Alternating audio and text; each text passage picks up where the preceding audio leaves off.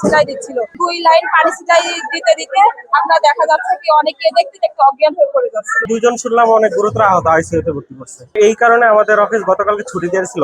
আজকে আবার আমরা অফিসে গেছি, সকালবেলা মিলাদ মাহফিলের আয়োজন করছে এটার জন্য। তারপর মিলাদ হয়েছে, তারপর মোনাজাত সম্পূর্ণ হয়ে গেছে প্রায়। তারপরে আবার গতকালকের মতোই এক একজন করে সেন্সলেস হয়ে পড়ে যেতেছে।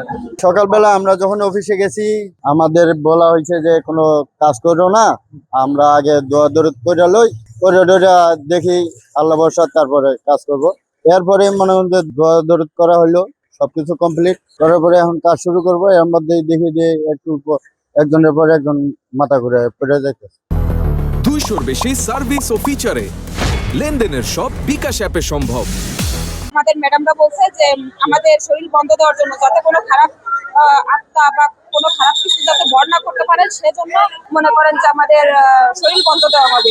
সেই ক্ষেত্রে আপনার আমাদের ওই মুফতি সাহেব আমাদের গায়ে পানি ছিটাই দিচ্ছিল। 2 লাইন পানি ছিটাই দিতে দিতে আপনার দেখা যাচ্ছে কি অনেকে দেখতে দেখতে অজ্ঞান হয়ে পড়ে যাচ্ছিল। আসলে এটা সুষ্ঠু একটা চিকিৎসা হোক, ভালো একটা চিকিৎসক আর ফ্যাক্টরিও ভালোভাবে চলুক, সবাই নিরাপদে কাজ করুক, আমরা এটাই চাই, এটাই সবার প্রত্যাশা। আসলে তাজউদ্দিন আহমেদ মেডিকেল কলেজ পেনাসি গার্মেন্টস চৌরাস্তা বাইপাস থেকে কিছু সংখ্যক অজ্ঞান অবস্থায় রুগী পাই।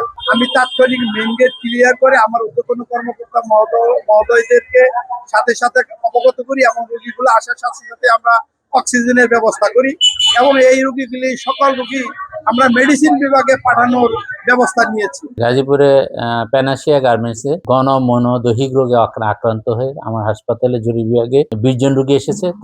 তাদের মধ্যে 4 জনকে প্রাথমিক চিকিৎসা দিয়ে ছেড়ে দেওয়া হয়েছে। 16 জন রোগীকে ভর্তি করা হয়েছে। 16 জনের মধ্যে 1 জন পুরুষ, 15 জন মহিলা। সাধারণত গণ মনো দৈহিক রোগগুলো মহিলারাই বেশি আক্রান্ত হয়ে থাকে, কারণ তাদের মানসিক স্থিরতা দৃঢ়তা কম থাকে। 2-1 জন অজ্ঞান হয়ে গেলে, অসুস্থ হয়ে গেলে তার দেখা দেখি বাকিরা অসুস্থ হতে থাকে। এটাতে আশঙ্কাজনক কোনো ঘটনা না, এতে শঙ্কিত হওয়ার কিছু নেই। এরকম মাঝে মাঝে আমরা গার্মেন্টস গুলোতে দেখে থাকি।